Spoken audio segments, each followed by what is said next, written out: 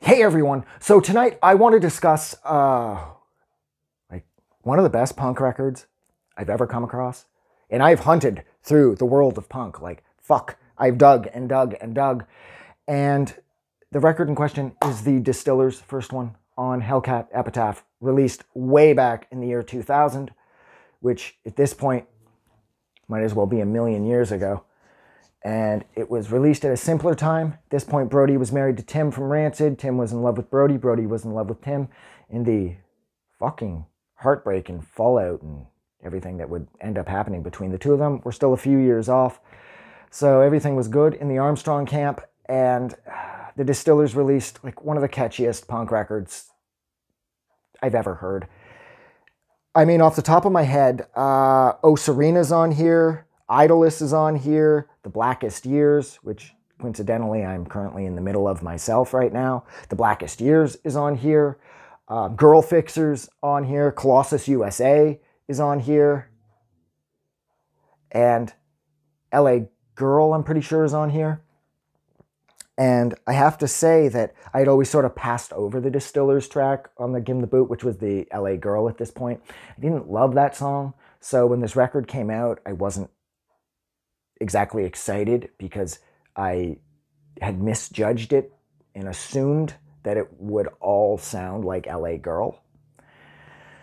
And somehow I ended up with the record. I'm not entirely sure how this record came to be in my possession. I know I bought it somewhere or somebody bought it for me.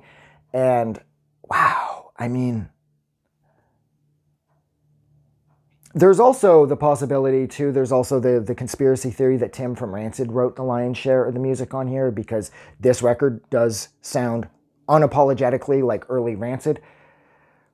And I can hear that definitely, but Brody Dalle, as far as being a strong solo songwriter, I believe in her and in her ability to write her own music. So I don't really subscribe to the conspiracy theory that Tim from Rancid wrote this record or wrote the lion's share of this record. I mean, when you're married to the guy in Rancid, Rancid's going to be an influencing factor, absolutely. And like I said, you can't hear that on here. But at the same time, the Distillers, between their three records, or the three records that I know at least, I think that's the only three. I know they're back now, but the three records I think of are this and Sing Sing and what's that third one? Drain the Blood. And so the songwriting kept switching up. Like it was like the first one doesn't sound like the second one. The second one doesn't really sound like the third one, even though the second and third are the most closely related. But I will say that this doesn't sound so exclusively like Rancid that I can get on board for the whole Tim wrote the record thing. Like, it has Rancid-like elements, but so did everything at this point. Rancid had blown up a few years before based off the strength of And Out Come the Wolves, and they became sort of like a punk rock household name. Like, if you lived in a punk rock house, you knew who Rancid was as of that point in the 90s. Well, actually, no, wait, technically I would argue that Rancid was known as of Let's Go because of the strength of Salvation. And Out Come the Wolves would just further solidify their stature as like punk rock gods.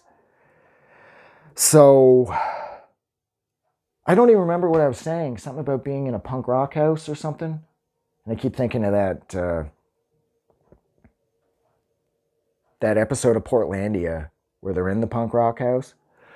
But yeah, so I don't know. I love this record. Every song on here is better than the song before it.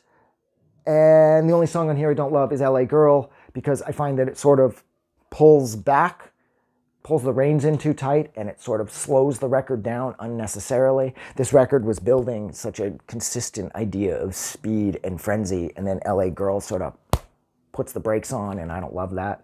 The rest of this record just fucking tears, and that's, especially in the year 2000, that's exactly what I was looking for.